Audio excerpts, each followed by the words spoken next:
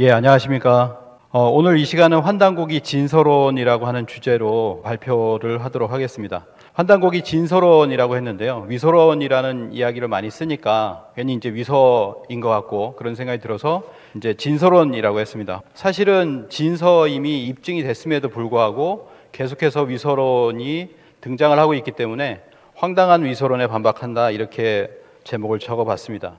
1911년 환단고기 초간본이 출간되었습니다. 이 환단고기의 구성에는 삼성기 상하의 안암로 원동중, 그리고 단군세기 이암, 그리고 북부여기 범장, 태백일사의 이맥 선생이 이 5분의 저자가 있습니다. 그리고 해학 이기 선생이 감수를 하고 운초 계연 선생이 편절을 하고 이유립 선생이 전수를 하게 됩니다. 여기까지 해서 8분이 이렇게 계시고요. 그리고 홍범도 오동진 장군의 사제를 털어서 이 30권을 출간을 하게 됩니다. 그래서 이제 10분이 계신데요. 사실 환단고기 위서론이라고 하는 것의 핵심 중에 하나가 뭐냐면 이 10분을 부정하는 것입니다. 그들이 어떻게 부정하고 있는가, 그리고 우리가 그것을 어떻게 반박하는가, 그 부분을 한번 알아보도록 하겠습니다.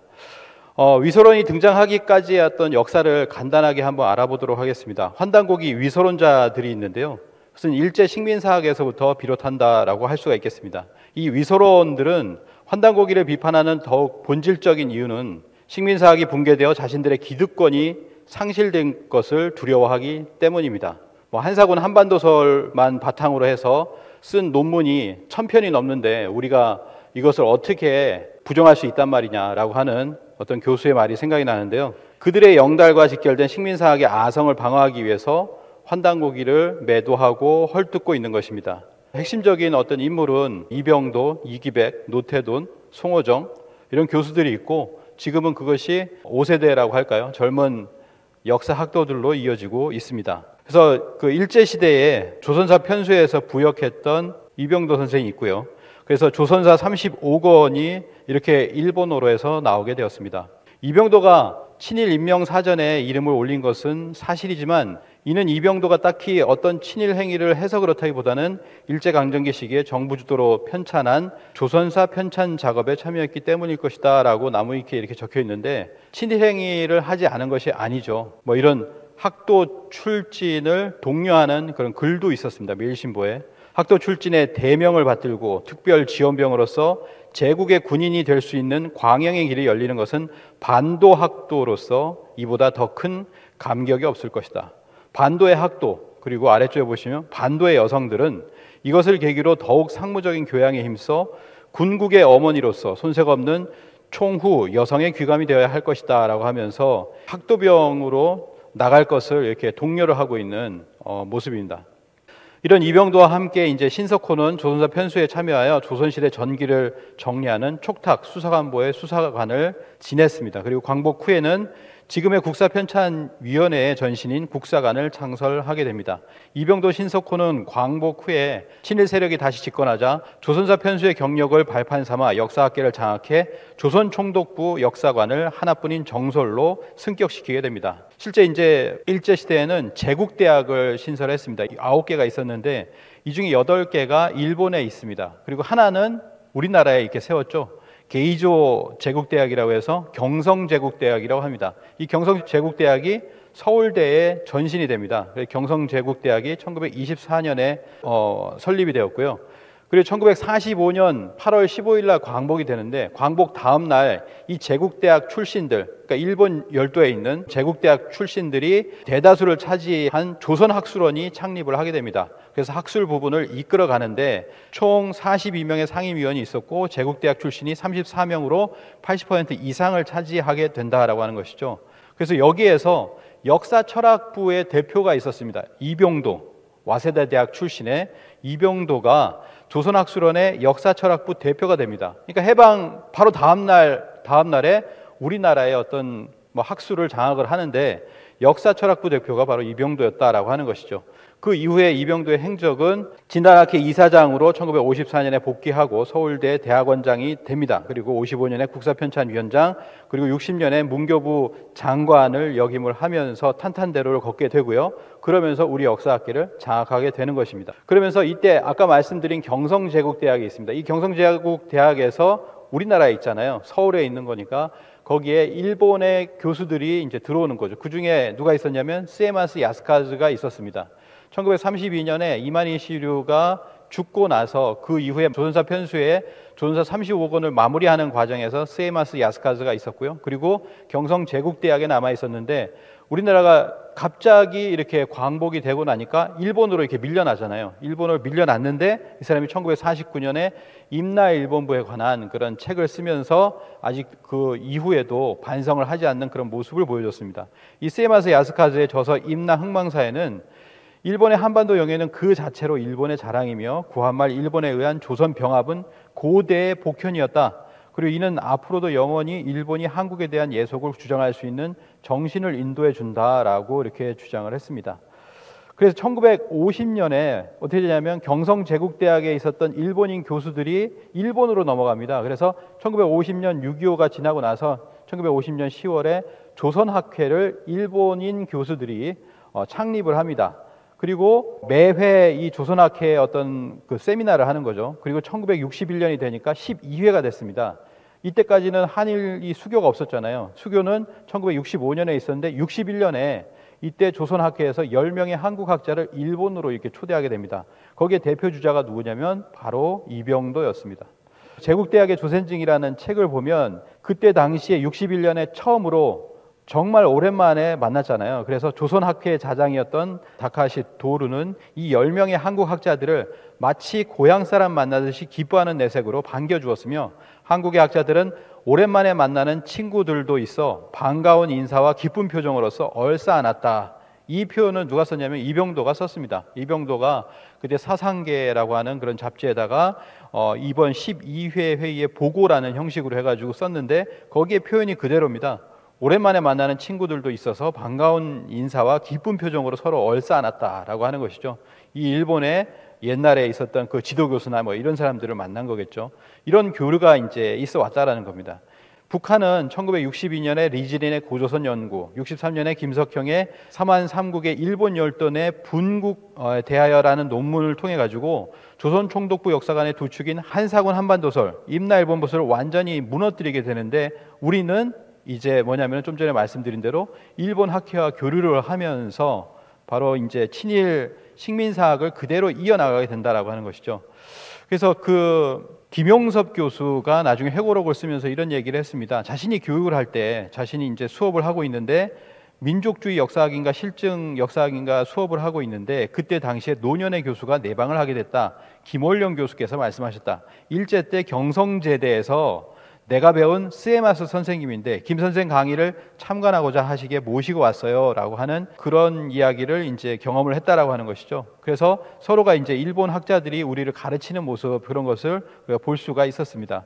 이 김원령 교수는 바로 원삼국을 제창한 사람입니다. 원삼국이라고 하는 것은 쉽게 얘기하면 원시삼국이죠. AD 300년까지는 삼국이 어떤 그 국가의 형태를 지니지 못했다. 그래서 그때까지는 원시 삼국이었다는 이 삼국론을 처음에 1972년에 일본에서 펴내게 됩니다. 한국 고고학 개론이라고 합니다. 그래서 일본에서 일본어로 먼저 펴낸 다음에 일본에 먼저 보고를 하는 거겠죠. 그 다음에 73년에 다음 해에 한국어판을 출판을 하면서 이 원삼국론을 거론하게 됩니다. 그래서 그때로부터 지금 한 50년이 됐잖아요. 50년 동안 지금 원삼국이라는 이 둘레에서 벗어나지 못하고 있다라고 하는 것이죠.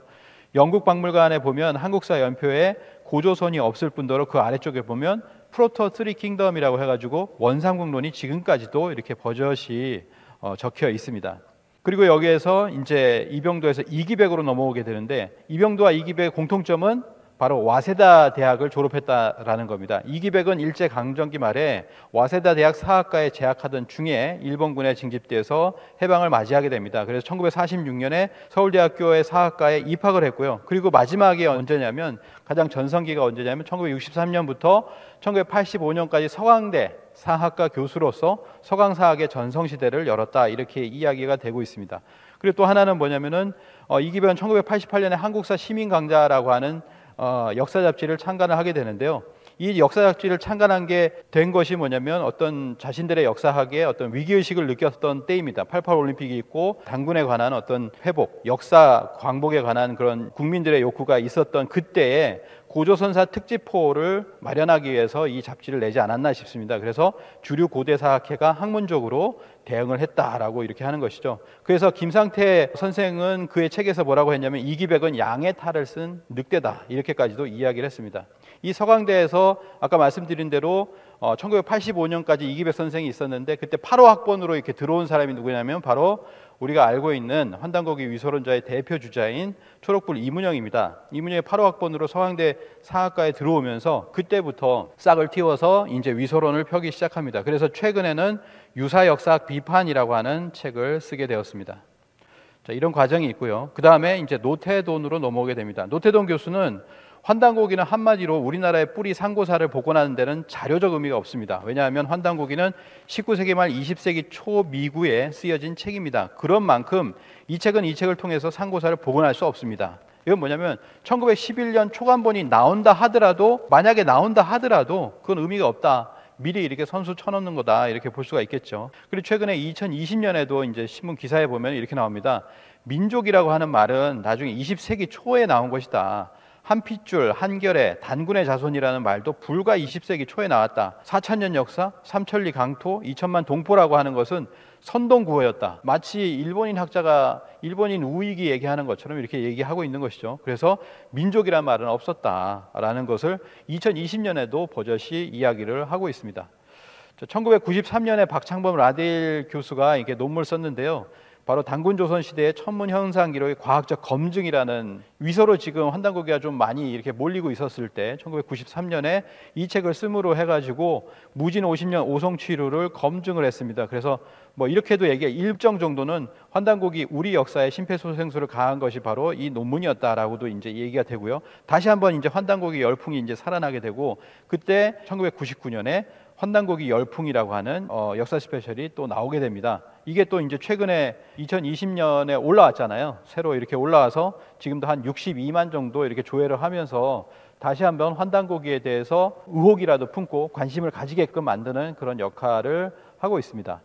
자, 노태도는 송호정을 석사 때부터 지도해서 부여사를 연구하고 싶었던 송호정을 격려해서 고조선사를 연구하게 합니다. 그래서 1999년 고조선 국가 형성 과정이라는 박사 논문을 써서 송호정은 항상 자신이 최초 박사다라고 하는 것을 이야기를 하고 있는데 많은 국민들은 이렇게 비판을 하죠. 99년 거의 2000년이 되도록 고조선 박사 한 명도 만들어내지 못한 역사학계는 직무유기다라고 하는 이야기를 하고 있습니다. 근데 이 만들어냈더니 뭐라고 하냐면은 고조선이 국가 형성과 동시에 곧바로 망해버렸다라고 하는 그런 이야기를 자신의 역사를 하는 것이죠. 최근에 나와서도 단군은 신화다.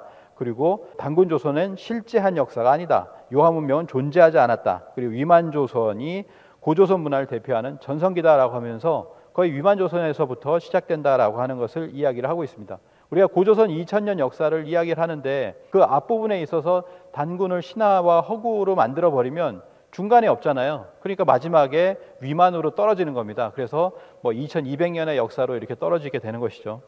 이 와중에 중국은 이제 1983년 80년대 초부터 해서 사실은 동북공정이 시작이 됐는데 실제적으로 공식적인 것은 2002년에서 2007년에 동북공정을 실시하게 되고 우리가 또 반발을 하게 됩니다. 그래서 2007년에 국사교과서에는 이거 하나 고쳤죠. 건국하였다고 한다. 고조선을 건국하였다고 한다라고 하는 남의 얘기하던 것을 건국하였다라고 이렇게 고치게 됩니다. 물론 지금은 팔종이 되면서 다시 건국하였다고 한다로 회귀한 교과서들이 있습니다. 그리고 이제 2007년에서 2009년에 고조선 시를 개설하게 되는데 겉으로 봤을 때는 그동안에 고조선 실이 없다가 고조선 실이 나왔는데 속을 들어가 보면은 그 안에도 보면 고조선을 얘기한다기보다는 한사군을 얘기하는 그런 한사군 시를 만들어놨다라고 하는 것이죠. 한사군의 위치를 낙랑군의 위치를 한반도 북부에 비정을 해놓고 420년간 한반도 북부에 있었다라고 하는 시간과 공간을 지금 박물관에서도 배정을 해놓은 것입니다.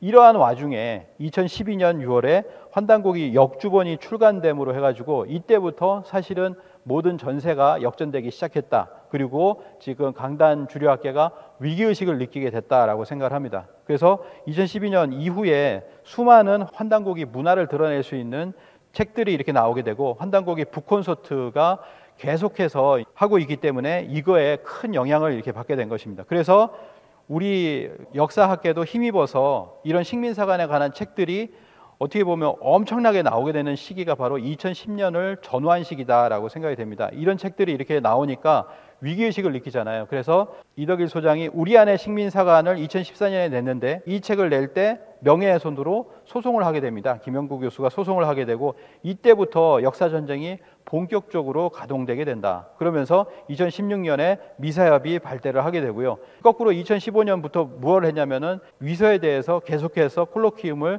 경희대에서 하게 되죠. 조인성 교수 밑에서 젊은 사학도들이 여기서 위서에 대해서 이렇게 계속해서 세미나를 하게 됩니다. 그래서 우리 안에 식민사관 비판한 그런 내용도 있고요. 역사 비평에 2016년 여름호, 아까 처음에 말씀드렸던 이기백 선생의 시민 강좌처럼 이런 잡지를 이용해서 우리 학계를 사이비 역사학으로 비판하기 시작한다. 그래서 한국 고대사와 사이비 역사학이라는 말을 씁니다.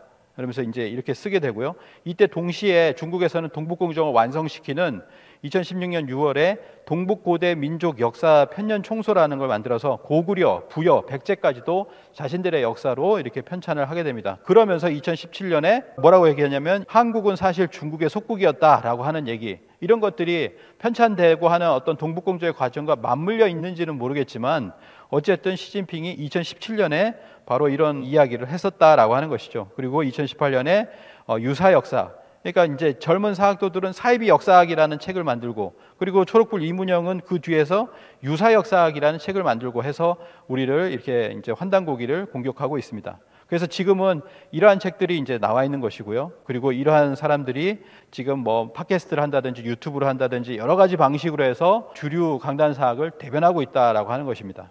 그래서 위가야 같은 경우 임나 일본부설의 임나는 가야다라고 하는 걸 바탕으로 이렇게 이야기를 주장을 하고 있습니다. 그리고 기경량은 일본 학자의 해석을 그대로 인정을 하면서 바로 광개토 대왕 비문을 해석을 하고 있죠. 옛날 뭐 노태돈도 같은 어떤 해석을 가지고 있습니다. 그리고 우리 민족사학을 비판하는데 전면적으로 나서고 있는 사람이 기경량. 그래서 이 뭐라고 하냐면 그때 우리 봤었던 EBS 영상에서도 쇼비니스트다라고 얘기를 합니다. 맹목적인 애국주의자들이다, 이런 식으로 이제 호도를 하고 있는 거죠.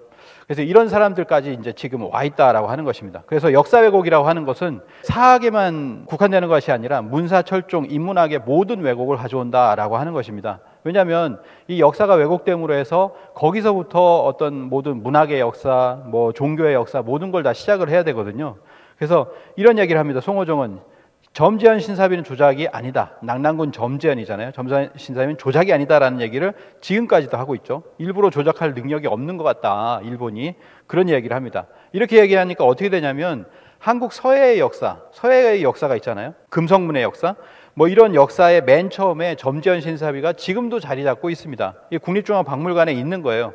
몇 년 전까지 이제 개편하기 전까지 있었던 겁니다. 그래서 우리 서해 역사의 맨 처음에 자리 잡고 있는 것은 바로 점지연 신사비라고 하는 것이죠.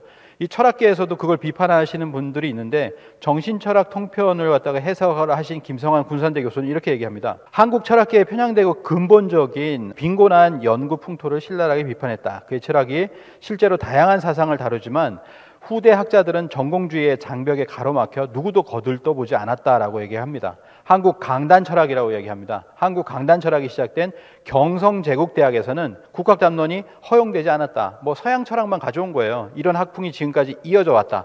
대한민국이 낳은 위대한 철학자 전병훈 선생을 등한시한 학계에 신랄한 비판을 가했다라고 합니다. 도올 김영옥 선생도 최근에 이렇게 얘기를 하잖아요. 왜 사람들이 칸트를 공부를 합니까? 말도 안 되는 칸트를 공부하느라고 수만 명이 유학을 가서 에너지 다 뺏기고, 그 사람들이 언제 무슨 시간에 동학을 알고 강인순을 알겠어요? 김일부가 누군지 알겠어요? 그러니 점점 멸시하고 우리의 모든 지성인들이 우리 문화를 전응하게 만드는 것이다, 이렇게 이야기를 했습니다. 이기동 교수는요, 우리들에게는 고유한 사상이 없다는 말을 저도 많이 들어왔습니다. 유학은 중국 것이고 불교는 인도 것이므로 우리 고유의 것이라고는 무속 정도밖에 없다고 말하는 사람들이 있었습니다. 우리 고유의 철학과 사상을 모르기 때문에 내리는 판단들입니다. 이렇게 모르게 만든 게 뭐냐면 바로 역사학에서 그렇게 만든 겁니다. 불교가 들어왔다, 언제 들어왔다, 뭐 이제 유교가 언제 들어왔다, 도교는 언제 수입됐다, 모든 것이 모든 어떤 정신문화가 다 수입된 것처럼 그렇게 이야기를 하고 있는 것이죠. 그래서 이런 것을 이제 환단고기를 통해서 이제는 알았다라고 하는 거죠. 이제는 그 말씀이 확실한 사실이라는 걸 알게 됐다, 이렇게 이야기를 합니다. 저를 충격에 빠뜨린 것은 바로 환단고기에 담긴 우리 고유의 철학과 사상이었습니다. 고조선 시대의 심오하고 뛰어난 철학과 사상을 접하고는 전율을 느낀 만큼 충격을 받았습니다. 이 대단한 철학과 사상을 지금까지 읽어보지 않는 것이 후회스럽고 부끄러웠습니다. 우리 조상들에게 죄를 지은 듯 참담한 심정이 되기도 했습니다, 라고 이야기를 합니다. 김영옥 선생은 이렇게 얘기합니다. 난 요즘 와서 피눈물 나는 반성을 하고 살아요. 내가 내 인생을 너무 잘못 살아왔구나. 그러나 나는 기초를 잘 닦았으니 지금부터 전향만 잘하면 여러분들에게 보다 유익한 메시지를 전할 수 있을 겁니다. 지금 진짜 심각하게 반성을 해야 됩니다, 라고 이렇게 이야기를 하고 있습니다. 우리 것을 모르고 주역을 모르고 우리 전통 철학을 모르고 전통 문화의 언어 기초를 모르는데 어떻게 세상에 나갈 수 있겠느냐라고 하는 것이죠. 자, 위서로운 반박과 진솔한 주장을 알아보도록 하겠습니다. 진실이 신발을 신고 있는 동안 거짓은 세상을 반바퀴 돌 수 있다라고 이야기를 합니다. 지금 위서론이 돌고 있는 상황을 말해줍니다. 사람들은 거짓에 쉽게 유혹에 빠지게 됩니다. 그래서 많은 사람들이 이렇게 얘기를 하죠. 이기동 교수도 그랬습니다. 저는 환단곡에 대한 편견을 가지고 있었습니다. 많은 사람들이 이런 위서론 때문에, 학계에서 주장하는 것 때문에 환단고기에 대한 편견을 가지고 있었습니다. 환단고기는 이미 유력한 강단 사학자들에 의해 위서로 판정된 서적이었습니다. 저도 그들의 판단만 믿고 읽어볼 생각조차 하지 않았습니다. 읽어볼 생각조차 하지 않은 사람들이 그거 위서 아니냐라고 하면서 떠들고 있는 사람들이 많다라는 거죠. 그래서 위서론의 본질적인 것은 뭐냐면 환단고기를 한 번도 읽지 않고 그걸 떠드는 사람들이 많다라고 하는 것입니다. 환단고기는 단순한 판타지 아니에요? 청소년들이 이렇게 얘기하는 거예요. 친구들이 환단고기는 단순한 판타지이고 관련된 증거가 없지 않냐? 어떻게 믿냐? 라고 하는 이야기를 합니다. 우리가 이거에 답변을 해줄 수 있어야 되겠죠. 근데 지금은 뭐냐면 지금 현재 상태는 우리의 두뇌 회로는 교과서만 배웠다면 그건 친일파의 작품이다. 누군가 이렇게 얘기했습니다. 이렇게 세뇌를 하는 거죠. 환단고기 위서야, 판타지야, 환빠는 답이 없어, 교과서가 최고야, 교과서에 있는 역사를 믿어? 라고 하는 것으로 우리는 그걸로 두뇌를 가뒀다면 우리의 지금 두뇌는 친일파의 작품이다, 이런 얘기도 합니다. 우리가 그래서 코리아 디스카운트, 우리가 스스로 깎아내리고 식민지 유산에 쌓여있고 또 식민지 멘탈리티라는 말도 씁니다. 가장 장애가 되는 건 아직도 식민지 멘탈리티에서 벗어나지 못하고 있는 한국인들의 심리다. 하루빨리 한국인들은 자기를 비하하는 감각에서 해방되어야 된다라고 하는 것이죠. 그래서 이제 환단고기 위서론에 맨 처음에 등장하는 것, 뭐 나무위키가 됐던 아니면 다른 사람들이 다 얘기하는 것도 이제 제가 이제 최근에 보니까요. 환단고기는 공희 위서야. 환단고기는 한국이나 북한이나 모두 위서로 취급한다, 이런 이야기를 합니다. 근거가 뭐냐라고 하면은 그걸 대지 못하는 사람들이 많은데 되는 사람은 이걸 대죠. 2006년 북한 사회과학원 문혁 교수 논문에는 뭐라고 써 있냐면 위서론자들이 환단고기는 북한에서 인정하지 않는다고 하는 주장의 근거가 바로 이 문혁 교수의 논문이라고 합니다. 근데 이 문혁 교수의 논문도 그 다음 해에 비판을 받게 됩니다.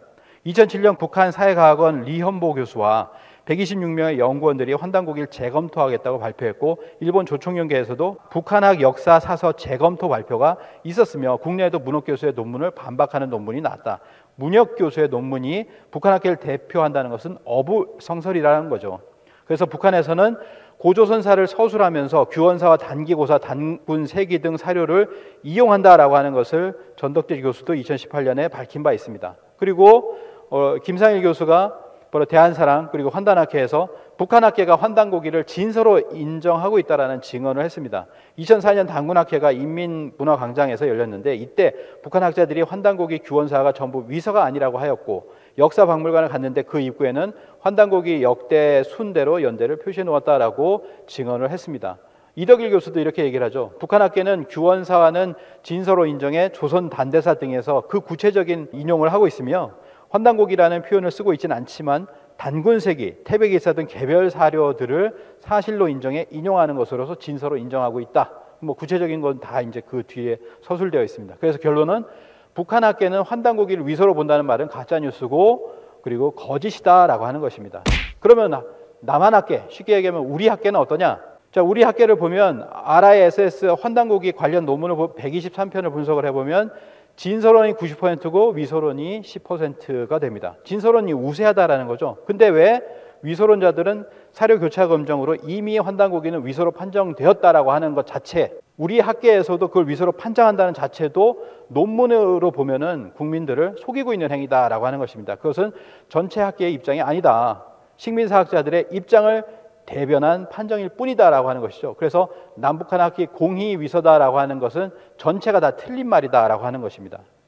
환단고기 저자는 모두 지어낸 것이다. 이 위서론이라는 것을 할 때 그거는 이유립 선생이 모든 걸 조작했다라는 것이다라고 하는 전제를 깝니다. 뭘 조작하냐면은 이 쓰지도 않은 사람들을 저자로 내세웠다라고 하는 것이죠. 그래서 환단고기의 저자는 모두 지어낸 것이다라고 해서 환단고기의 저자가 5분이 계십니다. 그러면 안암로, 원동중, 이암, 범장, 이맥 이 모든 사람들을 저자가 아닌 것으로 하기 위해서 혈안이 되었다라고 하는 것이죠. 그 중에 핵심 중에 핵심, 그것이 뭐냐면 안암로, 원동중입니다. 자, 삼성기는 안암, 원로, 동중 세 성인에 대한 기록이지 안암로, 원동중이 아니다라고 하는 이야기를 합니다. 조선왕조 실록에 세조실록에 1457년 세조실록에 보면 이렇게 나옵니다. 표운 삼성밀기 안암로, 원동중 삼성기라고 분명히 이렇게 나오게 되죠. 그래서 이러한 책들을 마땅히 사처, 개인이 가지고 간직해서는 안 되고 간직한 사람이 있으면 진상을 해라. 그리고 스스로 원하는 사람은 서책을 가지고 다른 서책으로 바꿔줄게. 뭐 이런 이야기도 하는 것입니다. 그런데 무엇을 가지고 등장을 하냐면은 신동국여지승남 73년 뒤에 나왔던 신동국여지승남에는 뭐라고 되어 있냐면은 수양산성이라고 나오죠. 여기 수양산성이 있고 이 수양산성을 쌓은 사람이 누구냐면 세전 서규, 우리 서규 한국할 때 서규입니다. 옛날에 세상에서 전하기를 옛날에 안암, 원로, 동중 3인이 있었다라고 해서 이 세 사람이 쌓았다라는 거예요. 그래서 세 사람이라고 나온다라고 하는 것이죠. 이렇게 이야기를 하는 겁니다. 세상 사람들이 혹해서 넘어갈 수 있는 사안이죠. 그러나 이거는 절대 아니다라고 하는 것을 우리가 정리를 해야 되겠습니다. 근데 이제 이것을 갖다가 2008년인가 발굴을 하고 나서 뭐냐면은 조선왕조 실록을 그들이 나름대로 바꿔버렸어요. 조선왕조 실록을 검색을 해보면 원래는 안암로, 원동중, 삼성기라고 되어 있었습니다. 근데 이것을 지금 보면 어떻게 되어 있냐면 안암, 노원, 동중으로 띄어쓰기를 해놨어요. 이렇게 바꿔놨습니다. 원래는 이것이 안암로, 원동중의 삼성기였습니다. 그 아빠 못 보신 분은 계신데 저희는 보고 이제 캡처해 놓은 것도 있죠. 근데 이것을 안암, 노원, 동중으로 바꿔놨다는 거죠. 이렇게 왜곡을 하고 있습니다. 그런데 조선왕조 실록은 1457년이고 신동국 여지 승남 황해도 해주목은 1530년, 그러니까 73년 후에 쓰인 책입니다. 그리고 신뢰도가 높은 세조실록의 기록을 부정하고 73년이나 후에 쓰인 신증 동국 여지승남을 근거로 위서 운운하는 결코 성립할 수 없다라고 하는 것이죠. 그래서 아까 말씀드린 대로 뭐라고 써 있습니까? 조선왕조 실록이 아닌 신증 동국 여지승남에는 세존유석이라고 써 있습니다. 세간에 전하는 구전되어 오는 말이 옛적에 안암, 원로, 동중이 있었다. 이렇게 쓰니까 뭐냐면은 틀린 거죠. 이름도 틀린 겁니다. 그래서 안함을 머금을 함자입니다. 편안함을 머금는다라고 해야 될까요? 그래서 머금을 함자를 써야 되는데 이걸 갖다가 다함자를 썼죠. 이렇게 바꿨습니다. 이걸 뭐라고 하냐면 조선뿐 아니라 모든 시대를 통틀어 비슷한 발음의 한자가 쓰인 경우는 매우 많습니다. 특히 특수한 경우가 아니라 매우 흔한 것이라는 거죠. 뭐 이런 식으로 이제 이야기를 하는 것이죠. 매우 흔할까요? 사람의 이름을 바꿉니까? 이름의 한자를? 그러면은 매우 흔하다 하더라도 뭐냐면은 뭐가 맞습니까? 정확하게 적어준 데가 맞는 거죠. 정확한 이름을 적어야 되잖아요. 그래서 이 다른 한자로 했을 때는 안함, 안함로 이분이 나오질 않습니다. 이 머금을 함자를 써야 되는 거죠. 이런 거 그냥 돌려서 그냥 반박하는 용일 뿐이다라고 하는 것이죠. 당나라 유학까지 갔다 올 정도의 불교에 투철한 사람이 도교적인 내용의 책을 서술했다? 상식적으로 이해가 안 된다라고 하는데 그건 본인의 상식이죠. 보시면은 이 책은 뭐라고 되어 있냐면 표훈 삼성 밀기와 안함로 원동 중에 삼성기라고 되어 있습니다. 이건 뭐냐면 신라 십성이에요. 신라 십성 중에 하나가 표훈이고 그 다음에 안함입니다. 그렇기 때문에 이건 뭐냐면 어떻게 보면 대꾸로 이렇게 표현을 한 것이다 이렇게도 볼 수가 있는데요. 그럼 표훈천사, 표훈대덕은 뭐냐면 경덕왕과 옥황상제 사이를 오간 그런 스님이면서 뭐냐면은 국선이다 이렇게 이야기를 합니다. 도교의 맥, 유불선을 또 회통하신 분이다 이렇게 생각이 되는 거죠. 그때 당시에는 그때 당시에 한 500년간에는 이런 유불선을 다 같이 공부한 분들이 많았다라고 하는 것이죠. 안암로 선생도 마찬가지였다라고 하는 것입니다. 그런 것을 모르고 있는 비상식적인 것이다라고 하는 것이죠. 그리고 또 하나는 뭐냐면 이 수양산성조에 보면 뭐라고 되어 있냐면 세존, 석유, 안함, 원로, 동중, 삼인 쭉 이렇게 써놓고 그 뒤에 뭐냐면 또 뭐가 있었냐고 하면은 고죽군이 있었다 이렇게 얘기를 합니다. 황해도 해주에 고죽군이 있다. 고죽군이 뭡니까? 환단고기에 보면은 환단고기 역주본 각주에 보면 고죽군은 어디에 있냐면 갈석산 아래쪽 북경 근처에 있습니다. 여기에서는 그냥 세상에 전하는 말로써 뭐냐면 산중에 고죽군의 예터가 있다 이런 식으로 전했지만 고죽군은 어디에 있냐면 사기 지폐를 보면 고죽은 요소군 영지연에 있다 이렇게 얘기하고 있습니다. 한서 지리지에 보면은 요소군 영지에 고죽성이 있다라고 이야기를 하고 있습니다. 요소군 영지에 있는 거예요. 영지라는 것이 북경 위에 있잖아요. 이 부분에. 그리고 고죽국이 여기에 있습니다. 근데 이걸 고려나 조선의 유학자들이 황해도 해주에 있는 것으로 기자와 함께 그냥 가져온 거죠. 우리 한반도 안으로 끌어들인 겁니다. 그게 지금 여기 신증, 동국, 여지, 승남에 써 있는 거거든요. 그러니까 뒤에 부분도 뭐냐면 추정에 불과한 내용을 집어넣고 앞에 것도 그래도 마찬가지로 불신하게 되는 그런 문구다라고 하는 것을 우리가 알 수가 있습니다. 그리고 자, 표운 삼성밀기, 안암로, 원동준, 삼성기, 조선왕조 실록인데요. 뒤에 보면 문태산 왕거인 서럽 등 3인 기록이다. 3인일 때는 이렇게 적었다라는 거예요. 아니, 옛날에 두 글자 이름이 많았습니까? 3명 다 두 글자 이름이에요? 그런 건 없습니다. 두 글자였을 때는 보통 다 이제 그 이름이라고 하는 건 3글자, 성까지 합해서 3글자인데 이렇게 됐을 때는 3인이라고 분명히 표시를 해야 되겠죠. 그래서 이런 부분에서 분명히 이거는 안암로, 원동중이다라고 하는 것이죠. 그리고 그걸 확실하게 알 수 있는 건 뭐냐? 금소령의 단군고라는 논문이 있습니다. 여기 보면 뭐라고 써 있습니까? 금소령 이만희 시류가 써놓기를 안암로, 원동중, 삼성기라고 썼죠. 그리고 뭐라고 했냐면 이러한 서적들이 고려시대로부터 2조 초까지 구전되어 내려오는 단군고기에 연유하여 도가에 의하여 저술되었다는 것은 의심할 여지가 없다. 이건 뭐냐면 단군고기에 연유한 도가 역사책이라는 거예요. 역사책. 안암로, 원동중, 삼성기는 그런 책이라는 겁니다. 이거는 무슨 건축업자 3명의 사람이 수양산성 쌓은 그런 건축업자가 아니라는 거죠. 그래서 이거를 뒤에서 분명히 이렇게 이야기를 하고 있잖아요. 금소령도 이렇게 자기가 스스로 이렇게 하려고 한 건 아니지만 안암로, 원동중이 맞다는 걸 뒷받침해주고 있죠. 그 다음에 뭐냐면은 예관 신규식 선생이 한국혼이라는 1914년에 저술이 있습니다. 책이 있습니다. 굉장히 이렇게 혼이 담긴 그런 글인데요. 여기 이렇게 얘기합니다. 아, 슬프다. 단군사, 단조사, 신지, 서운, 관비기, 그리고 안암로, 원동중, 삼성기, 표온천사, 안암로, 원동중, 삼성기, 이런 책들이 그 이름만 남아있을 뿐 그 책은 얻어 볼 수가 없게 되었다라고 하는 것이죠. 한국혼을 드러내는 책이에요. 이 책의 그 제목대로 한국혼을 드러내는 책, 한국의 역사책을 지금은 볼 수가 없게 되어서 너무나 슬프다라고 하는 이야기를 하고 있잖아요. 이건 뭐냐면 안암로, 원동중, 삼성기가 역사서임을 명백히 하고 있는 것이에요. 명백히 하고 있는 것입니다.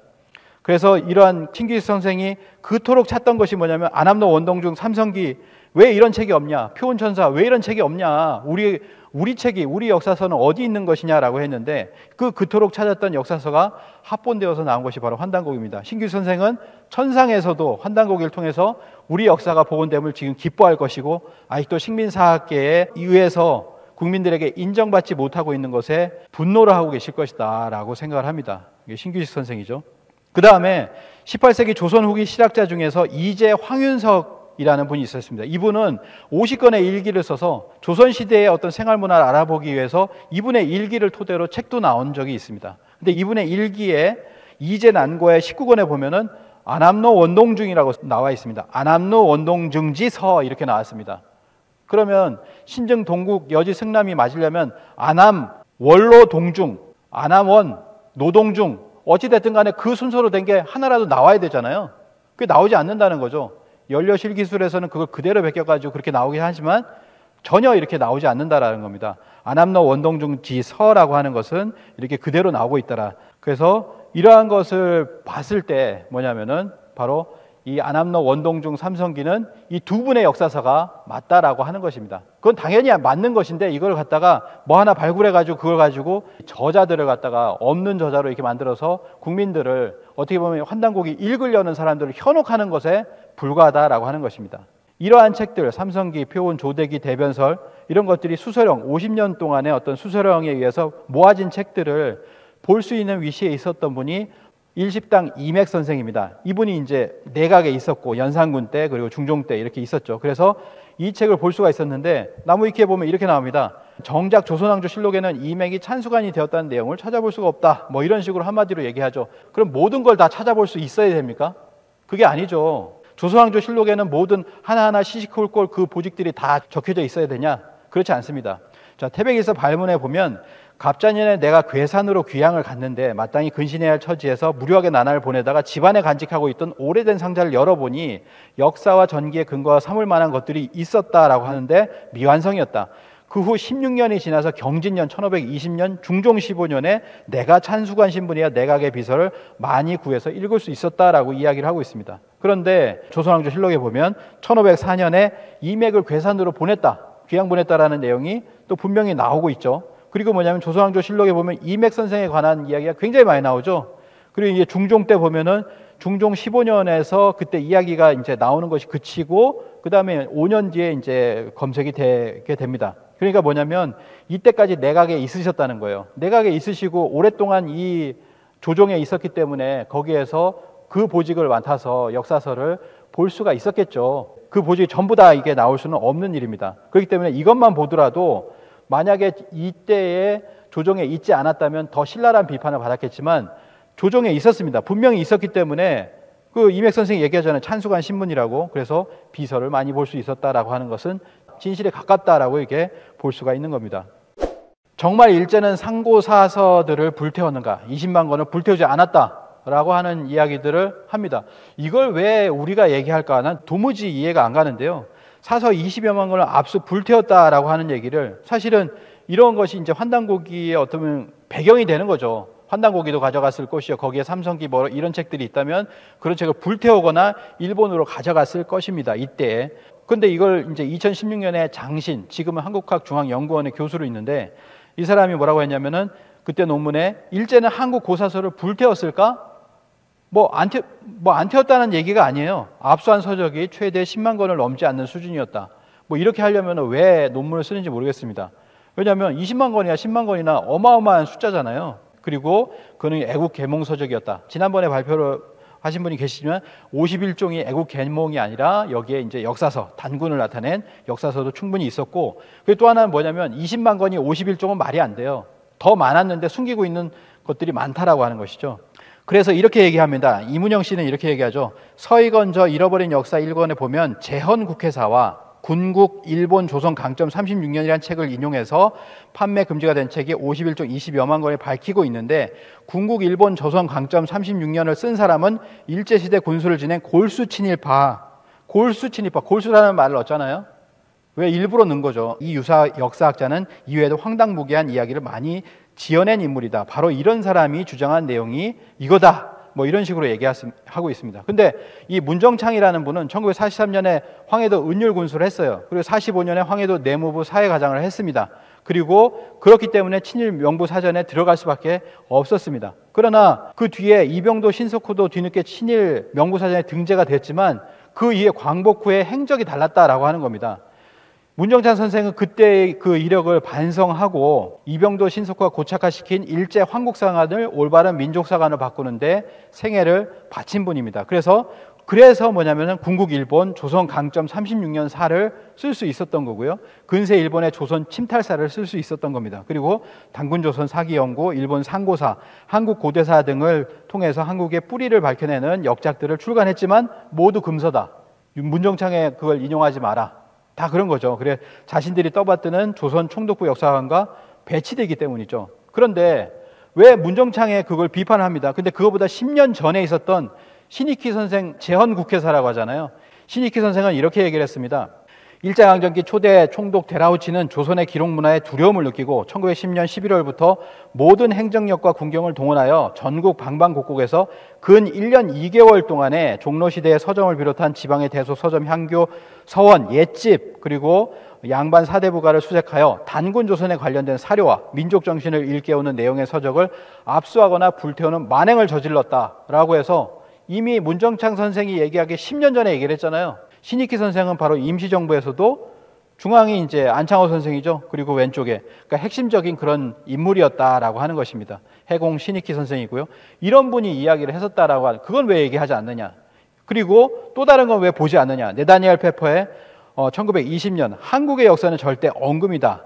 일본인은 즉시 한국의 국사는 전부 압수하여 불태워버렸다라고 하잖아요. 불태워버렸습니다. 그리고 철저히 수색하여 폐기시켜버렸다. 한국의 국사는 가지고만 있어도 범죄가 되었다라고 합니다. 영어로 한번 볼까요? 영어 왼쪽에 있는데요. 그걸 번역한 걸 보도록 하겠습니다.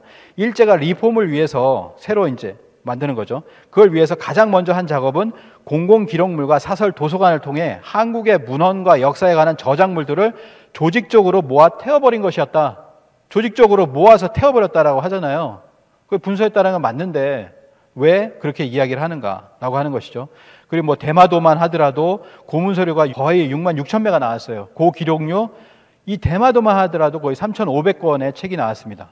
자, 이런데 이 전국을 뒤져가지고 얼마나 많은 책들이 20만 권 이상이 나왔을 것 같다라는 그런 생각이 드는 거죠. 그리고 지금도 일본 전역에 5만 권 이상이 있다라고 해서 일본 교수가 지금도 증언을 하고 있잖아요. 그리고 이 박상국 한국문화유산연구원장도 이렇게 이야기를 합니다. 일본 국내청 서릉부에 한국 도서가 얼마나 있는지 진짜 규모는 아무도 모른다.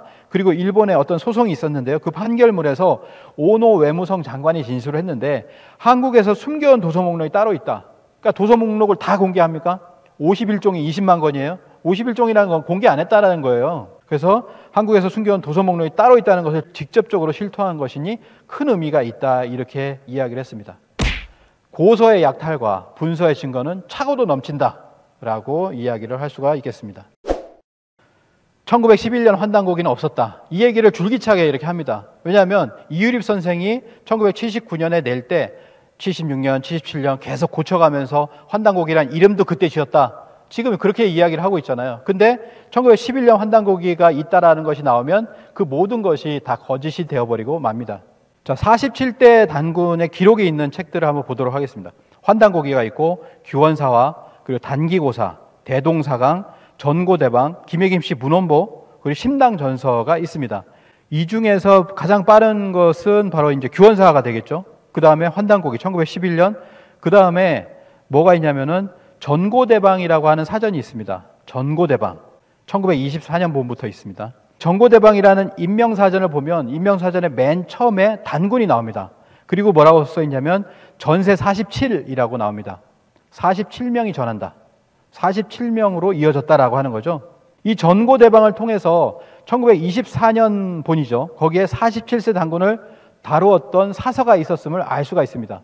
왜냐하면 1924년 이전에 47대 단군을 다루었기 때문에 그거를 갖다가 단군을 갖다가 사전으로 설명할 때 47분이 전한다라고 하는 것을 쓴 거잖아요. 24년 이전에 있는 거예요. 환단고기가 있을 수도 있고 규원사화일 수도 있습니다. 그 다음에 47대, 49대 단군을 다뤘던 심당전서가 있습니다. 심당전서. 자, 심당 2고선의 심당전서, 심당 2고선의 모든 책을 갖다가 모았다라고 하는 것이죠. 그래서 여기는 환단세감도 있고 홍익대전도 있고 단서대강도 들어가 있습니다. 환단세감은 1924년에 지은 거예요. 그리고 홍익대전은 1952년이라고 얘기합니다. 그리고 단서대강은 1965년이다. 그리고 이 모든 것을 모은 심당전서는 그 아들에 의해서 81년에 발간이 되었다라고 하는 것이죠. 참고문헌이 422권이라고 하는 겁니다. 그래서 이런 식이죠. 심당전서 권, 7권 해가지고 단서대강 이런 식으로 해서 심당전서란 이름으로 그분의 모든 저서가 모아져 있다라고 하는 것이죠. 거기에 보면 환단세감이라는 부분이 있습니다. 이 환단세감은 심당 이고선 선생이 1924년에 썼다. 왜냐하면 거기서 서문에 뭐라고 써있냐면 갑자년에 썼다라고 합니다. 갑자년은 언제입니까? 1924년하고 60년 지난 1984년이죠. 근데 84년 이미 돌아가셨잖아요. 그러니까 이 서문에 나온 갑자년은 1924년입니다. 그래서 심당 이고선 선생이 환단세감을 1924년에 썼다. 환단이라는 것을 이미 알고 있었다라는 거죠. 환단고기를 알고 있었다. 이렇게 볼 수가 있습니다. 근데 이 환단세감에 7세 환인의 이름이 적혀 있어요. 여기 보시면 환국천재라고 해서 제1세 환인, 2세 환인, 3세 환인, 4세 환인, 5세, 6세, 7세 환인이 되어 있잖아요. 그리고 뭐냐면 1세 환인은 뭐라고 되어 있냐면 커발한 환인이다. 이렇게 되어 있습니다. 커발한 환인. 1세가 안파견 환인인데 커바란 환인으로 되어 있습니다. 이건 삼성기를 그대로 인용한 것이 아니다라고 하는 것을 알 수가 있죠. 가령 이런 겁니다. 태백일사 35제본기에 보면 오랜 세월이 지나 후세 환인이 나타나 백성의 사랑을 받아 추대되셨다. 이분을 일러 안파견이라 하고 또 커바란이라고도 불렀다. 그러니까 안파견이라고도 보고 커바란 환인이라고도 불렀는데 커바란을 채택을 한 거예요. 그래서 1세 환인을 커바란 환인이다. 환단고기를 봤다는 얘기죠. 환단고기를 보았다라는 얘기입니다. 환단고기를 참고해서 환단 세감을 해서 이제 역대 환인 천재, 환웅 쭉 이렇게 정리를 했다라고 하는 것이죠. 그리고 3당 2고선의 전집 신당 전서에는 그가 쓰면서 참고했던 참고 문헌 422권이 기록되어 있습니다. 여기에 환단고기, 단군세기, 북부여기, 태백유사, 태백진훈 등이 보인다는 것이죠. 이고선은 사설을 구하기 위해 평양을 여러 번 다녔고 그리고 초간본 30권 중에서 한 권을 입수를 했거나 초간본을 보고 인용했을 거라는 근거가 되는 것이다. 여기 보면 이 참고 문헌에서 삼일신고 북부여기가 있고 단군세기가 있습니다. 고기가 있고요. 그리고 태백진훈, 태백유사, 천부경, 참전개경이 있고 태백신사, 태백진훈, 진옥교기, 환단고기도 인용을 했다. 이 환단고기가 그대로 있잖아요. 이거를 뭐 1981년에 냈다고 해서 81년, 82년에 냈다고 해서 그 아들이 여기다 문헌을 갖다가 첨가를 했겠어요? 그렇지 않죠. 그냥 제 아버지 심당 이고선 선생이 모아놓은 책들을 그냥 문헌을 썼을 뿐입니다. 거기에 환단고기에 있다라고 하는 것은 뭐냐면 1924년 이전에 환단고기를 보았다라는 것이 될 것이요. 단서대강으로 보더라도 1965년 이전에. 그러면 뭐가 되냐면 이유립 선생이 환단고기란 이름을 지었다. 이게 거짓이 됩니다. 위설론자에 그렇게 얘기를 하잖아요. 환단고기란 이름을 1970년대 가가지고 환단고기라고 지었다. 그전에는 환단휘기였다. 환단고기란 이름은 나중에 나온 것이다. 그건 아예 책이 없었다. 뭐 이런 식으로 얘기를 하잖아요. 그게 다 틀린 거라는 거죠. 이런 것들을 이걸 통해서 알 수가 있습니다. 심당 이고선 선생은 1924년 이전에 환단고기를 보았다. 환단 세감을 통해서 보건대, 단서대감을 통해서 보건대, 전체적으로 보건대 이 환단고기는 1924년 이전에 본 것이다라고 하는 것이 확실하다라고 하는 것을 알 수가 있습니다. 이 하나만 제대로 얘기해도 환단고기는 1911년 본이 있었겠구나라고 하는 것을 사람들에게 인식을 시켜줄 수가 있습니다. 또 이렇게 얘기합니다. 이거는 이문영이 얘기한 건데요. 정은모의 단군교는 대종교와 경쟁을 해야 하는 입장이어서 대종교가 가진 경전보다 신성한 무엇인가가 필요했다. 그것을 1913년에 생각해낸 천부경이라는 단어에서 유추하여 천부경을 만들어냈다고 보는 것이 합리적인 설명일 것이다 라고 이야기를 합니다. 이게 무슨 얘기냐면 정은모 전집이 나왔습니다. 2015년에 나왔어요. 이 전집에서 뭐냐면은 1913년에 단군교 종령이라는 걸 발견을 해요. 그 단군교 종령에는 뭐가 나오냐면 천부경이라는 이름이 나온다는 거죠. 천부경과 각사의 진리를 단전에 양정 수련하야 뭐 이런 식으로 이렇게 나옵니다. 천부경 이름이 나오잖아요. 이게 나오니까 깜짝 놀란 거죠. 지금까지 나온 게 틀리게 되겠다라고 하면서 선수 친 거예요. 이문영이 잘하는 게 선수 치는 겁니다. 그래서 선수 쳐서 1913년에 천부경이라는 단어를 먼저 생각을 해냈고 그 다음에 천부경을 만들었다. 이게 합리적인 설명이 아니에요. 이건 전혀 합리적인 설명이 아니죠. 상식적인 설명이 아닙니다. 그거는 단군교를 완전히 매도하는 것에 불과하죠. 천부경이라고 하는 단어가 나왔으면 천부경이 있구나. 그렇게 알면 그게 상식적인 겁니다. 그게 합리적인 설명이죠. 오히려 1913년에 천부경이 언급된 것은 천부경이 그 해 이전에 이미 천부경이 존재하기 때문에 천부경을 언급했다라고 보는 것이 상식이다. 이렇게 되면 뭐가 되냐면 천부경도 1913년 이전에 있었다라는 거죠. 그러면 뭡니까? 1911년 환단고기가 있었다라는 겁니다. 바로 이 환단고기서에 천부경이 들어가 있기 때문에 1911년 환단고기 있었다라는 것에 근거가 되는 것입니다. 그래서 이 하나의 발견을 통해서도 1911년 개연수 선생이 출간한 환단고기가 있었다라는 근거가 되는 것이다. 그래서 결국 1913년 이전의 천부경은 존재한다라고 하는 것을 알 수가 있습니다. 이게 상식적이죠. 천부경은 개연수가 묘양산에서 1916년에 처음 발견하게 됐는데 1911년에 발간한 환단고기 초판 속에서 어떻게 천부경이 나올 수 있느냐라고 이렇게 또 질문이 아니라 이게 위소론자의 주장하는 거죠. 근데 단군교 기관지 단탁 창간하에 보면은 개연수 기서가 나옵니다. 이게 이제 100주년 됐죠? 이것도 100년입니다. 단탁도 이제 100년이 됐는데 이 단군교 본부에서는 개연수 기서라는 이름으로 설명을 하고 있는데 여기에 보면 뭐라고 나왔냐면 스승을 통해서 알게 되었다. 천부경을 알고 있는 상태라는 걸 알 수가 있어요. 그것이 아직도 전해오는 곳이 있다라는 스승의 말을 듣고 찾았기에 천부경을 발견할 수 있었던 겁니다. 그리고 암벽에 새겨진 희미한 최치원의 필조인 천부경을 계현 선생이 이미 알고 있었기에 단박에 이것이 이게 천부경이다라고 하는 것을 알았다라고 하는 것이죠. 계현수 기서의 또 원문에 보면 상금유전처라고 하는 부분인데 이것이 잘못 해석된 데서 오해가 비롯된다고 합니다. 아직도 전해지는 곳이 남아 있으니 스승의 말씀을 듣고 여러 산을 전전하다 천부경을 발견했다라고 하는 글인데 이제야 세상에 전하게 되니라는 오역을 하면서 계현 선생을 그 전에 없던 천부경을 묘양산에서 처음 발견한 사람으로 둔갑시킨 것이다. 이렇게 볼 수가 있겠습니다. 이거는 뭐냐면 이거 하나만으로 보는 것이 아니라 1913년 아까 단군교 종령이라든지 여러 가지를 유추해 봤을 때 이렇게 볼 수가 있는 거예요. 그 다음에 또 하나는 뭐냐면 광무 9년에 천부경 각석이 발굴됐죠. 2019년에 학술대회까지 했습니다. 이게 어디냐면 충남 아산 지역의 작은 암자에서 뭐가 나오냐면 왼쪽은 일시무실, 그리고 삼태극이 나오니까 석상극이나 뭐 이런 걸 표현한 거겠죠. 그 다음에 일적식거라고 하는 환단고기의 핵심적인 구절, 뭐 어떻게 보면 자기가 좋아하는 구절일 수 있어요. 그 구절을 새겨놓고 광무구라고 썼습니다. 이 광무구라고 하는 것은 뭐냐면 1905년이죠.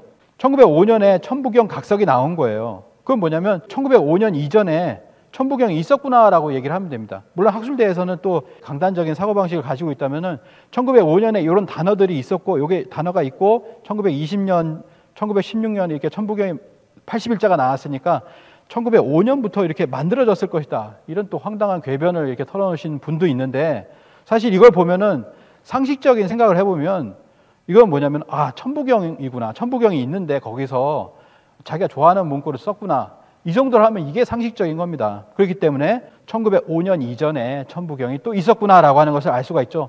천부경이 존재했습니다. 그래서 실제로 1897년에 대한제국을 선포하는 그 해에 바로 해학 이기 선생이 계현 선생을 만나가지고 그 다음에 태백일사를 내잖아요. 태백일사를 냅니다. 그걸 전해받은 계현 선생이 태백일사를 처음에 이게 세상에 이렇게 그걸 이제 쓰는 거죠. 이렇게 썼는데 거기 보면 천부경이 있잖아요.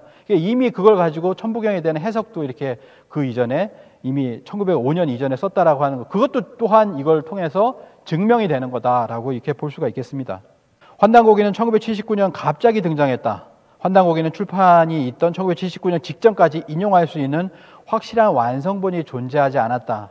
이게 같은 얘기예요. 이 같은 얘기. 1911년 초간본이 존재하지 않았다는 같은 질문입니다. 그러니까 동시에 얘기할 수 있죠. 1911년 환단고기 초간본이 있었다는 증거는 위와 같이 많다. 이 외에도 많은데 몇 가지만 이렇게 골라봤습니다. 그러니까 이후에 이유립 선생이 하는 어떤 오류라든지 내용 첨사, 글자 수정 이런 것은 전체 내용이나 사실을 왜곡하려는 의도가 없는 경우 위서로 규정해서는 안 된다. 이게 이제 정확하게 진서를 구별하는 태도가 되겠습니다. 그 가치 있는 많은 내용이 포함되어 있다면 위선이 진선이 규정해서 연구의 생략을 정당화하는 태도가 중요한 것이 아니라 그 내용을 일일이 검토하는 자세가 중요하다. 이 박병섭 선생은 이렇게 이야기를 했습니다. 자, 해학이기 선생이 감수하지 않았다. 이건 뭐냐면 저자들을 다 흔드는 거잖아요. 저자를 하고 감수자를 다 흔드는 겁니다. 해학이기 선생은 독립운동가로서 유명한 분입니다. 그렇기 때문에 이분은 어떻게 할 수는 없으니까 감수는 하지 않았다. 이름을 갖다 끌어들였다. 이런 식으로 지금 위소론자들이 얘기를 하고 있는 거죠. 근데 이거는 최근에 다 발굴이 됐습니다. 환단고기에는 보면 해학 이 선생이 감수했다라고 하는 부분이 나왔는데 감수했다는 근거를 보도록 하겠습니다. 행촌 이함 선생의 3대 저서가 있습니다. 단군세기, 태백진운, 그리고 농상지묘가 있죠. 그래서 태백진운이라는 것이 있는데 태백진운은 다른 말로 태백경이다라고 합니다. 예전에 이제 해학 이기 선생의 모든 책들을 심당전서처럼 해학 유서들을 다 모았습니다. 그랬더니 12권 세 책이 되더라라고 하는 것이죠. 3권의 책으로 모았었는데 그때 그것을 갖다가 발문을 쓴 강동희 선생은 이렇게 얘기했습니다. 해학의 저서 가운데 태백진경이 있었는데 일실되어서 수록될 수 없음이 유감이다 이렇게 얘기를 했거든요. 이때는 수록되지 않았다는 거죠. 해학 유서가 남아있었는데 수록되지 않았다라고 하는 겁니다. 근데 그게 뭐냐면 태백진경이라는 거예요. 태백진운이죠. 그래서 그 태백진운이 이번에 상생출판에서 나온 책에 보면은 그게 첨부가 되었잖아요. 첨부가 됐습니다. 그 내용이 뭐냐면은 해학유고예요. 해학유고. 증주, 진교, 태극경입니다. 태극경이 바로 태백진운인데 여기에 보면은 이것을 주석을 달았다라고 하는 것이죠. 그 주석을 다른 분이 이렇게 써 있습니다. 이렇게 써 있죠. 확대를 해보면 효산자 주 이렇게 되어 있습니다. 태소시 저. 태소씨가 지었고 효산자가 줄을 달았다라고 하는 거죠. 이 태소씨는 누구냐면 바로 천보산 태소함에서 바로 소정고사를 만나서 책을 환단의 어떤 비결, 그 책들을 받았던 행촌 이암 선생이 거기에 머물렀습니다. 그래서 행촌 이암 선생을 태소씨라고 하는 것이죠. 태소씨라고 하고 효산자는 바로 해학 이기 선생의 호입니다. 호 중에 하나죠. 그렇기 때문에 이건 뭐냐면 바로 해학 이기 선생이 태백진운을 감수를 했구나. 태백진운을 감수를 했구나. 환단고기에 나와 있는 태백진운을 감수를 했구나. 이건 뭐냐면 바로 태백진운의 주석을 단 증주 태백경을 발간했다. 이는 이기 선생이 환단고기를 감수했다는 환단고기의 발문 내용이 사실임을 드러낸다. 이렇게 볼 수가 있습니다.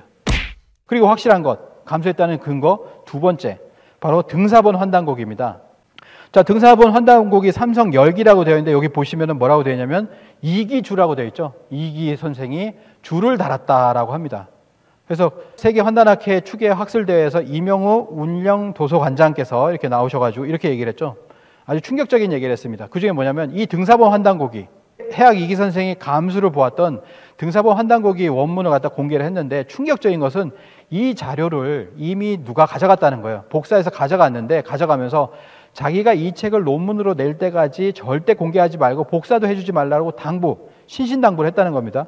그런데 이것을 가져간 사람이 누구냐면 환단고기 위서론으로 석사 논문을 쓴 사람이에요. 그는 해학 이기 선생이 감수한 등사본을 숨겼습니다. 그게 나오지 않았잖아요. 거기 나오죠. 박사 논문에 나올지 모르겠습니다. 근데 그럼 거꾸로 되는 거죠. 환단고기 위서론 논문을 발표를 하게 됩니다. 결국 그 논문이라는 것도 자기 주장에 맞는 정보만을 껴맞춘 것이다. 그걸 껴맞춰서 나온 거예요. 그래서 그런 환단고기 위서론에 해당되는 논문을 낸 겁니다. 사실 입증을 위한 것이 아니다. 사실 입증을 위한 것이라면 이 등사본 환단고기를 가져갔으면 해학 선생이 줄을 달았다라고 하는 것을 인정을 해야 되는 거죠. 환단고기 등사본은 삼성열기, 단군세기서, 단군세기, 북부여기 등 47쪽의 등사본으로 된 환단고기다. 특히 주목하는 것은 이기주왈, 해학 이기주왈이라고 해서 주해가 바로 문장 곳곳에 있습니다. 이기주석본 환단고기가 나왔다는 건 뭐냐면 환단고기가 완성본이 나오기 이전이죠. 이전에 그 주석을 이렇게 다른 겁니다. 이기 선생이 주석하거나 감수했다는 것을 분명히 보여주고 있다라고 하는 것이죠. 이기주라고 이렇게 되어 있잖아요. 그래서 이거를 이제 2009년 추정 환단고기라는 책을 또 이렇게 냈습니다. 이 책도 보시면 좋을 것 같고요. 결국에 뭐냐면은 환단고기에 나오기 전에 해학 이기 선생이 주석을 단 본이 있었다. 그렇기 때문에 해학 이기 선생은 주석을 달았다라고 하는 것이죠. 해학 이기 선생이 주석을 달았다는 건 뭐냐면 1911년 초간본이 있었다라는 거예요. 이것도 그 근거가 되는 겁니다.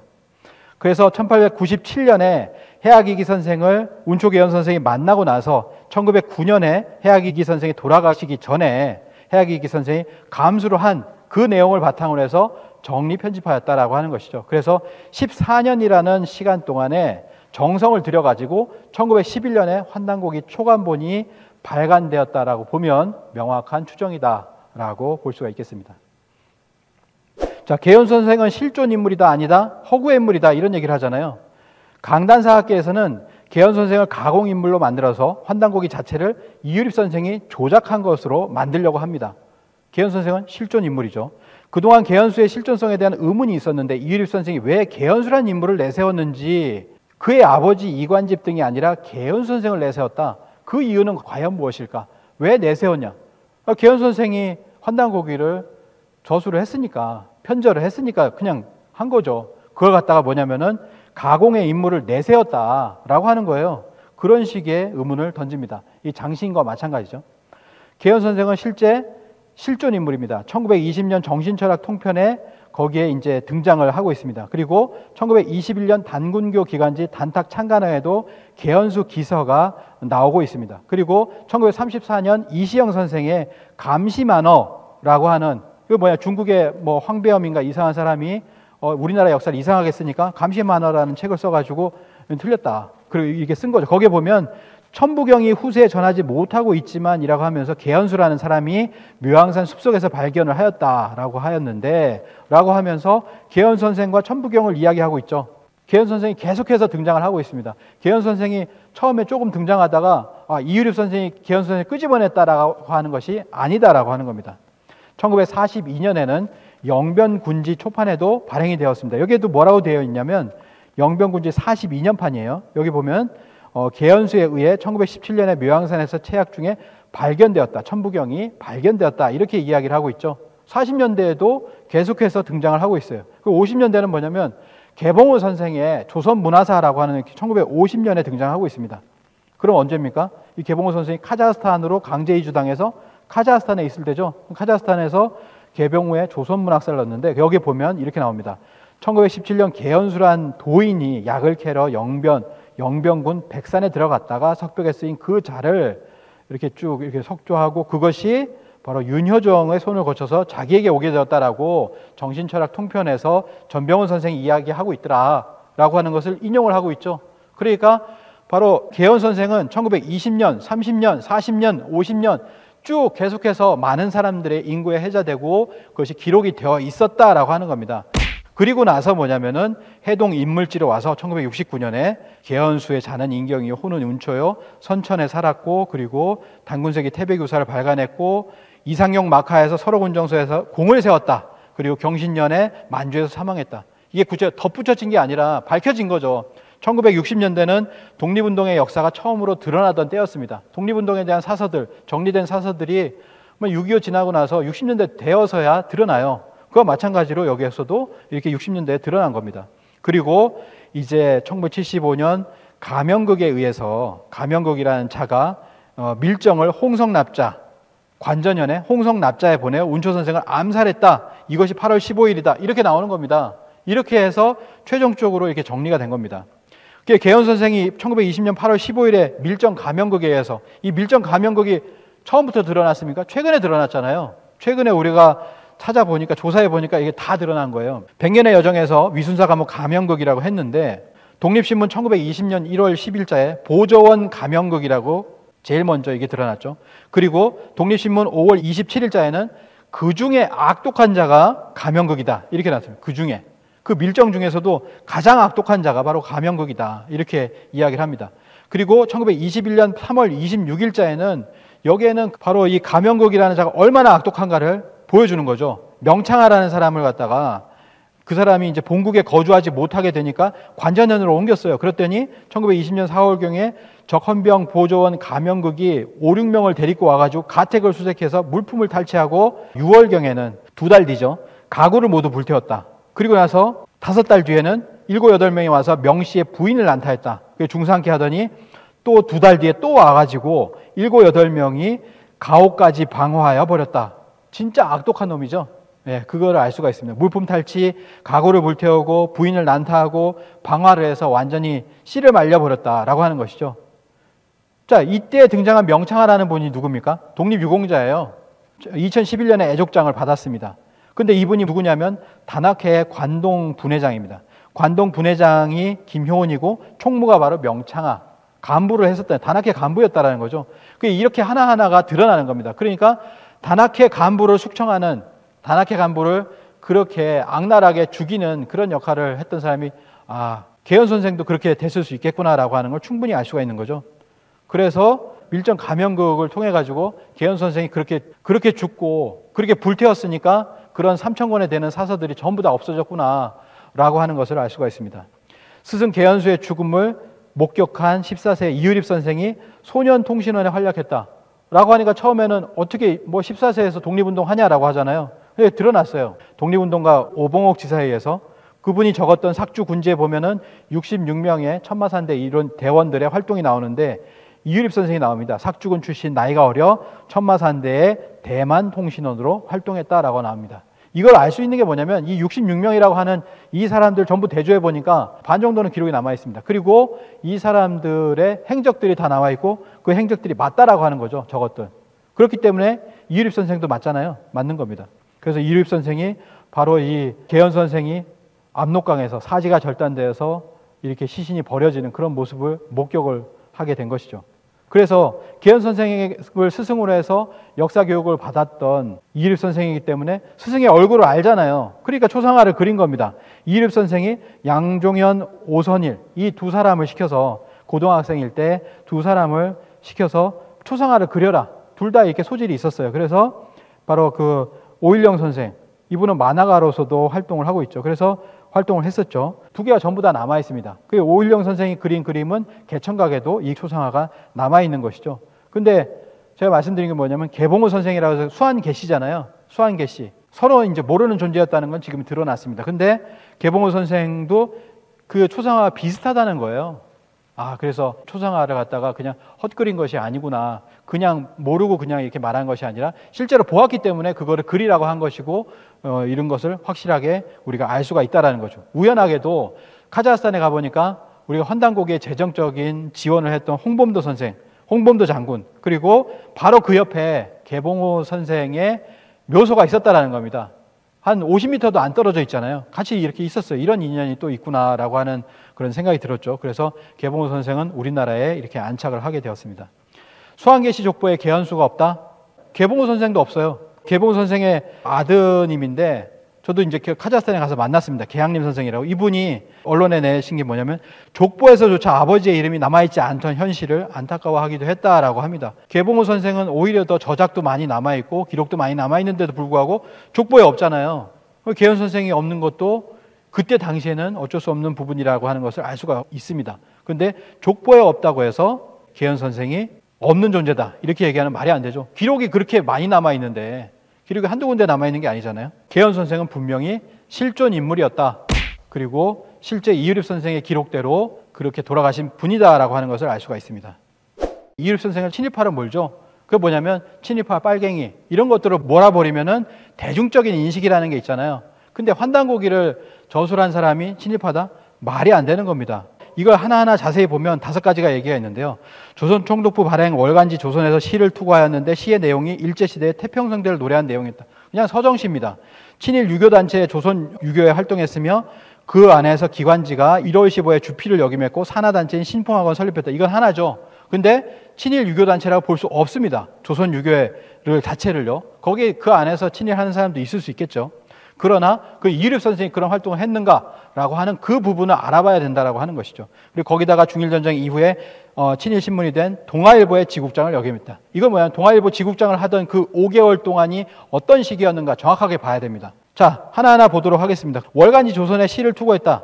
자, 노천명이 사슴이라 우리가 알고 있어요. 우리 어렸을 때 배웠습니다. 노천명 시인이 사슴, 모가지가 길어서 슬픈 짐승이요. 뭐 친일 잡지에다가 했으니까 친일파거나 이렇게 얘기합니까? 아니죠. 뭐냐면은 노천명의 님의 부르심을 받고 때문에 그렇습니다.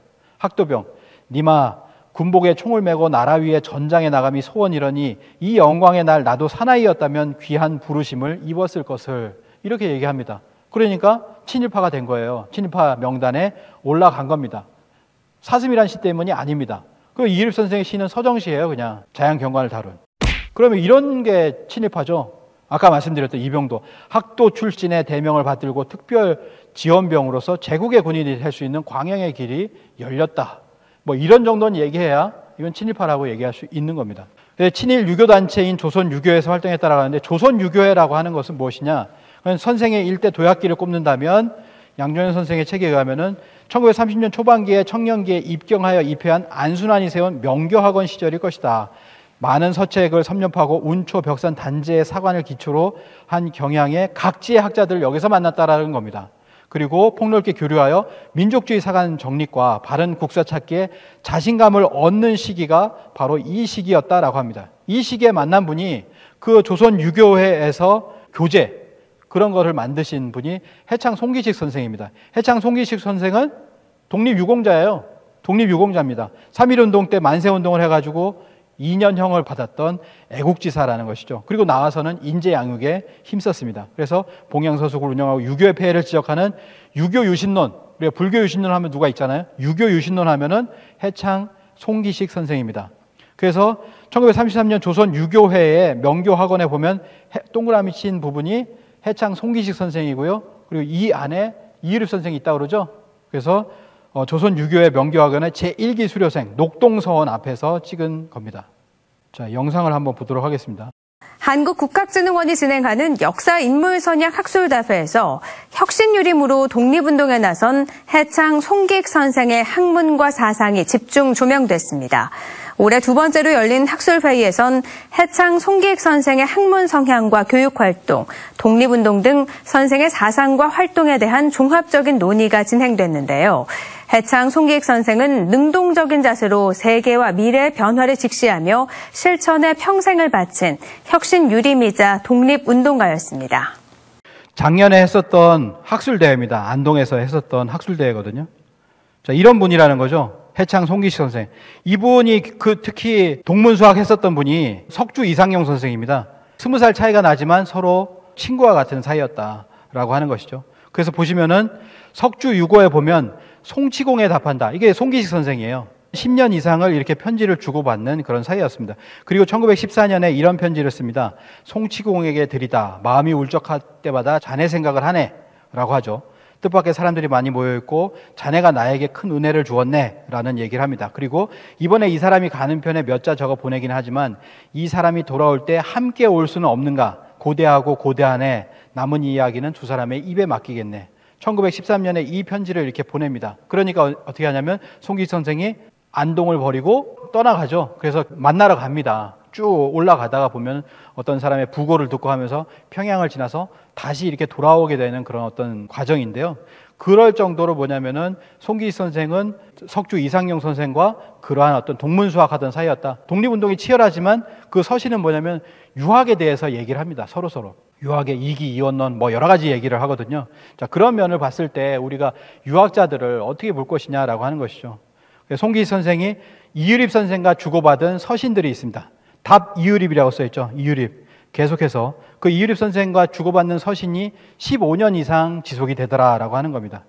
송기익 선생이 이유립 선생과 이렇게 주고받는 사이였다라고 하는 것이죠. 그때부터 조선 유교의 시절부터 해서 맺어진 그런 인연으로 해가지고 결국 송기익 선생이 1949년에 돌아가실 때 그 만가도 이유립 선생이 지어주게 되고 친척이었던 이석영 선생도 같이 거기에 있었습니다. 송기익 선생의 그 글 중에서 북부여사 통론이라고 하는 글이 있습니다. 이 북부여사 통론이라는 글을 아직 그 내용을 전체를 다 보진 못했는데요. 그 내용을 보면 뭐냐면 단군 조선에서 북부여로 간다. 북부에서 고구려로 가고 고구려에서 발해로 간다라고 하는 겁니다. 이게 그냥 유학자의 인식에선 나올 수 없는 거거든요.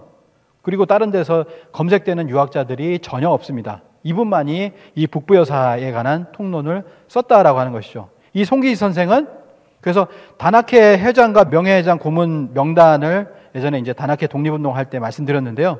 여기 보면은 5대 이영담 선생이 이제 해방 이후에 이렇게 맡게 되는 그때 명예회장을 송기익 선생이 맡게 된다라고 하는 것이죠. 그러니까 이런 것들이 아구가 딱딱 맞는 거예요. 이런 걸 지어냈느냐? 단학회장을 지어내고 명예회장, 고문, 간사 이런 것을 지어냈느냐? 이거 자체를 전체적으로 전부 다 검색을 해보면 그러면 이거는 정확하다라고 하는 것을 알 수가 있습니다. 여기에 또 하나 바로 송기식 선생이라는 분이 또 등장을 하게 되는 것이죠. 자, 이런 걸 봤을 때 조선 유교회라고 하는 것만으로 거기다 친일이라는 걸 붙일 수 없다. 자꾸 이걸 붙이니까 뭔가 이상하잖아요. 이상한 감정이 듭니다. 근데 그게 아닙니다. 1월 15일에 주필을 했다. 그때 잡지를 내려면 앞쪽에 뭐 일본 뭐 쓰는 거 그런 게 있을 수밖에 없어요. 거기 보면은 그럼 1월 15일에 어떤 내용이 들어갔는가 하는 거죠. 1월 15일에 무슨 내용이 들어갑니까? 동방문화의 발상지, 환족, 환인과 환웅과 단군의 나라 건국, 대황제라는 표현까지 당당하게 거침없이 했다라는 거죠. 그런 것이 바로 1월 15였습니다. 이런 얘기를 하면은 친일 기관지라고 할 수 있습니까? 아니죠. 그리고 이 1월 15에 이립 선생이 쓴 글이 있습니다. 청년 재현에 격하게 고한다라는 겁니다. 지금 조선 유교의 새 깃발은 진단의 하늘 아래 엄연하게 날리고 있다. 조선 유교의 새 깃발이 진단의 하늘에 날리고 있다는 거예요. 일제의 하늘에 날립니까? 그런 글이 아니잖아요. 그 깃발 아래 세례를 받은 청년 동지여 저돌적인 용기를 가져라. 그것을 버리지 않았는가라고 하면서 굉장히 격한 그런 함께 할 것을 이야기를 하고 있습니다. 거기다가 중일전쟁 이후에 친일신문이 된 동아일보의 지국장을 역임했다. 뭐 이런 식으로 얘기하고 있는데요. 이 지국장, 삭주 지역의 지국장을 역임하는 그 때가 언제냐를 봐야 됩니다. 민족주의자로 이름 넣었던 백관수가 취임을 했을 때죠. 그리고 불과 4개월 만인 5월 1일에 떠나게 됩니다. 그건 뭐냐면 동아일보가 친일적 색채가 농후해질 때 떠나게 된다는 거예요. 4개월 남짓 하다가 사표를 던진 시점을 보면은 이런 것을 확실하게 알 수가 있습니다. 그러니까 친일로 몰아가려고 해도 친일적인 흔적이 전혀 없다라고 하는 것이죠. 그리고 이유립 선생은 원래가 독립운동가였습니다. 그래서 이유립 선생이 돌아가실 때 조선일보에 이렇게 났죠. 독립운동가 이유립 선생이 별세했다라고 나옵니다. 그리고 아까 말씀드린 삭주군 출신의 천마산대 활동을 하게 됐다. 13세에 배달의숙 조선 독립단 조직에 참가 단장이 되고, 그리고 천마산대 소년통신원으로서 전봉천과 함께 통신 연락을 돕고, 그리고 신간회를 삭주 지역의 신간회를 만들려고 했다. 1927년 이유립 선생이 신간회 삭주 지부 발기에 참여해서 최석홍, 김처원과 함께 삭주 지역을 발기했다라고 하는데, 삭주 발주 안 했다라고 하잖아요, 거기서는. 근데 김처원도 등장을 하고요. 그리고 같이 했던 최석홍이라는 분은 어떤 분이냐면 관서 농민운동자 협회에서 농민운동을 하던 분이에요. 근데 이 신간회는 노동운동, 농민운동에 큰 관심을 가졌습니다. 그래서 농민의 숫자가 가장 많아요. 이런 것들을 봤을 때도 보면 이 신간회의 활동을 하려고 했다가 좌절된 것을 알 수가 있습니다. 그리고 1931년에 364를 창립했다는 건 동아일보에 나오잖아요. 그러니까 이건 뭐냐면 이 동아일보를 우리가 이유립 선생님 다시 볼 수 있습니까? 그렇지 않잖아요. 한번 나갔던 겁니다. 근데 정확하게 364를 창립했다는 걸 얘기하잖아요. 그건 뭐냐면 모든 증언이 이거 하나만 보더라도 모든 증언이 다 맞다라는 것을 알 수가 있습니다. 364 단체 조직에 대한 이유립 선생의 주장이 사실인데, 이것은 뭐냐면 일제 전반에 대한 그런 증언 자체가 사실임을 입증하는 것이다 라고 하는 것이죠. 1930년 24살의 청년이었던 이유립은 3.6.7월호에 광개토, 성능, 비문, 징실고 등의 기사로 인해서 폐간당하고 맙니다. 폐간당하고 마거든요. 이 안에 뭐가 들어있습니까? 광개토 비문 징실에 일본 열도를 정벌하는 게 나와 있잖아요. 뭐라고 써있냐면 외적이 드디어 나라를 들어서 항복을 했다. 그리고 죽은 자가 10중 8구다. 모두 신하가 돼서 복종했다. 이게 폐간이 될 수밖에 없는 거죠. 그러니까 이런 것들이 다 독립운동이에요. 그래서 이런 것들을 다 보실 수가 있습니다. 자, 마무리를 하도록 하겠습니다. 이유립은 단학회를 설정에다 조작했다. 단학회 독립운동을 보시면 되는데요. 장신 교수가 이렇게 얘기하면 모든 것을 개연수 날쪽이다 이런 식으로 해서 매도를 하고 있는 거죠. 단학회 전신으로 단학회를 설정했다라고 이야기를 하고 있고, 이문영도 그걸 따라서 이제 기사를 쓰고 했었는데, 오복록 지사 한 사람만 보더라도 이 독립운동가가 삭주 군지에다가 이 60여 명의 그 증언을 했는데, 여기에 보면은 최시영 선생이 단학회 3대 회장이다. 그리고 최시찬 동생인데 재정보조에 주력했다라고 하는 내용이 분명히 나오잖아요. 이거 이제 검색해서 보면은 확실하다라는 걸 알 수가 있죠. 그래서 천마산대 최시영 장군이 3대 회장이라는 것은 뭐냐면 1대, 2대 회장이 있다라는 거 하는 겁니다. 그거는 뭐 추정해 봤을 때 다 해학이기 선생과 개연 선생님을 알고 있는 거죠. 그리고 최시찬이 단학회를 독립했다. 3대라는 것을 안다는 것은 1대, 2대가 있었다는 것이다 라고 하는 것이죠. 그래서 단학회가 있었습니다. 이것만 보더라도 있었어요. 근데 단학회의 간부들, 그 중앙 간부들, 지방 간부들이 있었던 그 명단 100여 명의 그 간부들을 보면은 확실히 있었고 이건 존재했다라는 걸 확실하게 알 수 있다라고 하는 것입니다. 그리고 이제 이황이 누군지 모르겠다 이렇게 얘기를 했잖아요. 이문영이 이렇게 얘기했습니다. 이황이 누굽니까? 이태집 선생의 아들이고 이관지 선생의 아들이 이유립 선생입니다. 이렇게 해서 사촌 형이에요. 저도 처음에는 사촌 동생인 줄 알았습니다. 알아가는 거죠. 사촌 형입니다. 그래서 90년이 되어서야, 이유립 선생 돌아가시고 나서야 독립유공자가 됩니다. 그리고 이황 선생이 독립신문에도 보면 단학회 출신 명단과 함께 이황 선생이 나와 있죠. 이유립 선생 집안이 독립운동가 가문이었다. 이관지 선생, 이유립 선생, 이태집, 그리고 이분하고 뭐 이석영 선생 모두 독립운동가 가문이었다라고 하는 것을 알 수가 있습니다.